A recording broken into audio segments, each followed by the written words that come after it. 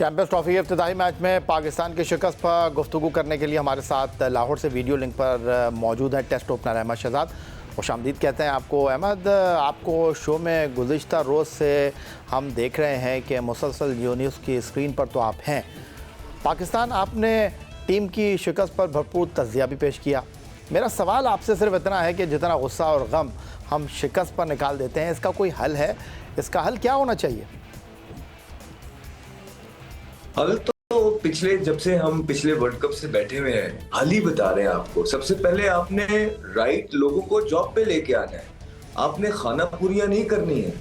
आपने basically grass root level पे से काम स्टार्ट करने और वहां मेरिट प्रिवेल कराना है। वहां की आप कोचिंग देखें, वहां का कोचिंग कैलिबर देखें अपने डोमेस्टिक का नीचे, और वहां देखें कि खांचे क्या क्या है। पहले वहां से आप चीजें ठीक करेंगे, उसके बाद आप डोमेस्टिक के स्ट्रक्चर बेहतर करेंगे, वहां के पिचेस बेहतर करेंगे, वहां पे पैसे बेहतर करेंगे, वहां की अंपायरिंग बेहतर करेंगे, वहां के कोचेस को मेक श्योर करेंगे उनको बात करना सिखाई जाए। क्रिकेट की कोचिंग तो दूर की बात है, पहले उनको बात करना सिखाएं। फिर वहां से आप ऊपर आते हैं। आप ऊपर आके देखते हैं कि आपके मसले कहाँ पे हैं। आप वो मसले रेक्टिफाई करते हैं और उसके बाद उस पर काम करते हैं। आप ये करते हैं बजाय कि ये चीजें करने के कि आप अपने मसले रेक्टिफाई करें। आप ये देखते हैं कि कौन कौन सीनियर एक्स प्लेयर्स बैठा हुआ है टीवियों पे, उनका मुंह कैसे बंद कराना है, उनके लिए कौन सी जॉब निकालनी है। आप पाकिस्तान कप का नारा लगा देते हैं। आप उस पर कहते हैं कि ये देखना इस टूर्नामेंट के बाद, एक साल पहले आपने बोला था 2 महीने के अंदर पाकिस्तान की किस्मत कैसे बदलती है। उसके बाद आप 5 मेंटोर्स लेके आते हैं, 50-50 लाख तनख्वाहें देते हैं। ना तो वो उस टूर्नामेंट से कुछ निकाल पाए, ना अभी तक इस वर्ल्ड कप में हमें कोई भी प्लेयर देखने के लिए मिला।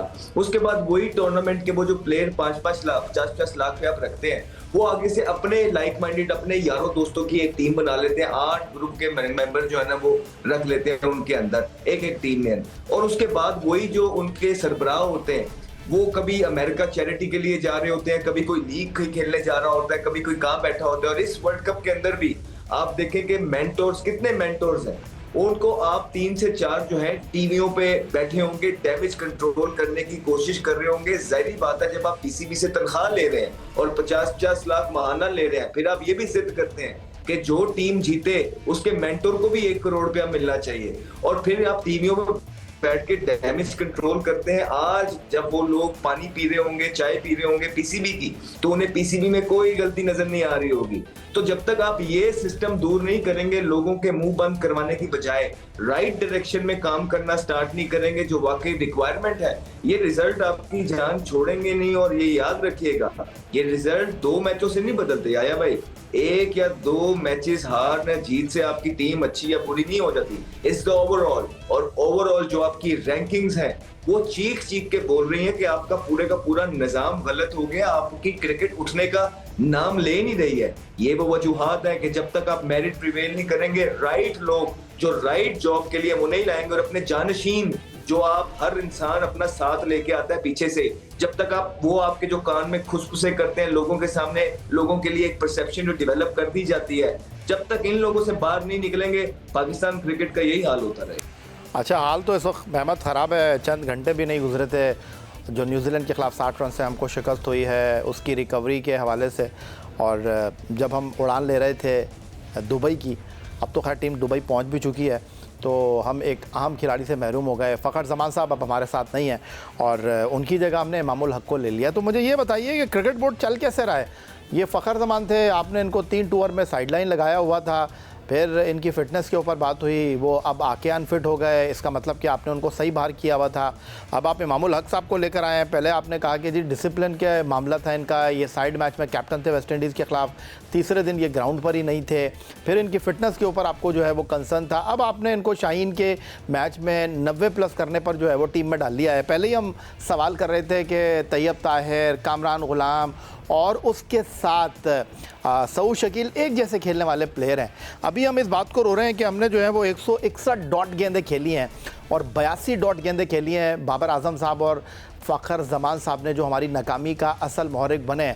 अब आपने उस खिलाड़ी को टीम में ओपनर लिया है जिसके बारे में आम तासुर यही है कि वो ज़्यादा गेंदें खेलता है, रन कम बनाता है।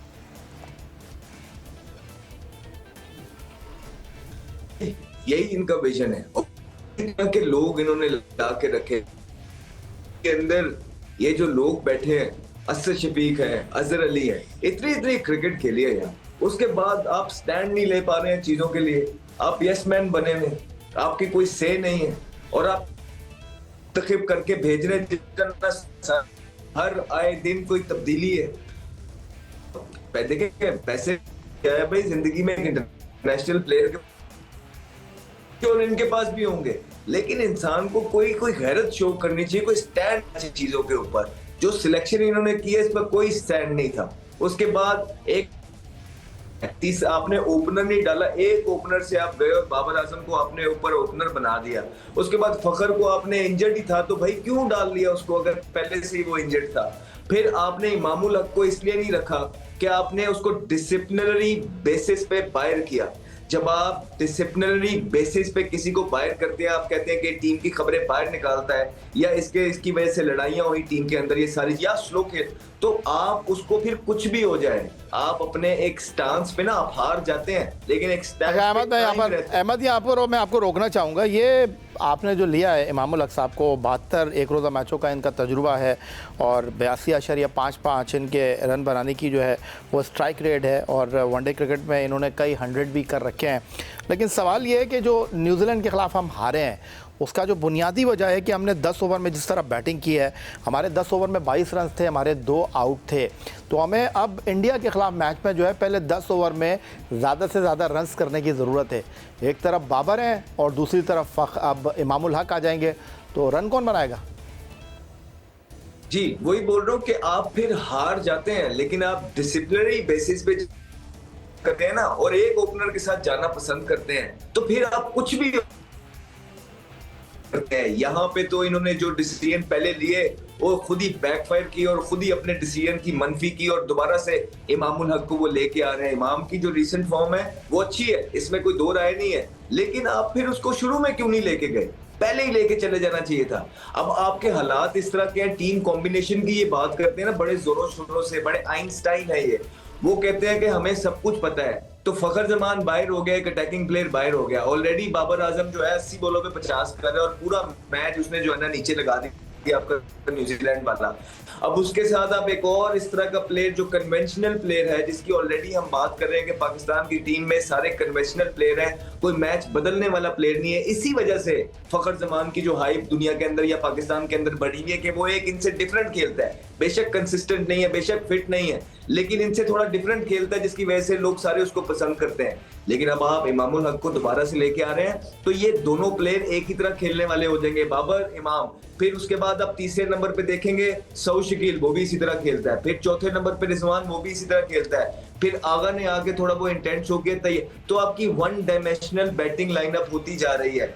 और इस बड़े मैच से पहले, पाक भारत टाकरे से पहले, आपकी टीम के जो ऑलरेडी हालात नजर आ रहे हैं वो बहुत नीचे हैं, बहुत अंडर प्रेशर है। आप एक्सपोज हो रहे हैं, आपका सिस्टम एक्सपोज हो रहा है, आपके सिलेक्टर्स एक्सपोज हो रहे हैं, आपके हेड कोच कप्तान एक्सपोज हो रहे हैं, आपके सीनियर प्लेयर्स जो बहुत साल से साथ साथ इवेंट खेल गए, ये सारे एक्सपोज हो रहे हैं। खाली बल्लेबाजों का कसूर नहीं था, मैच हरवाने में हमारा बॉलिंग भी उतनी जिम्मेदार है।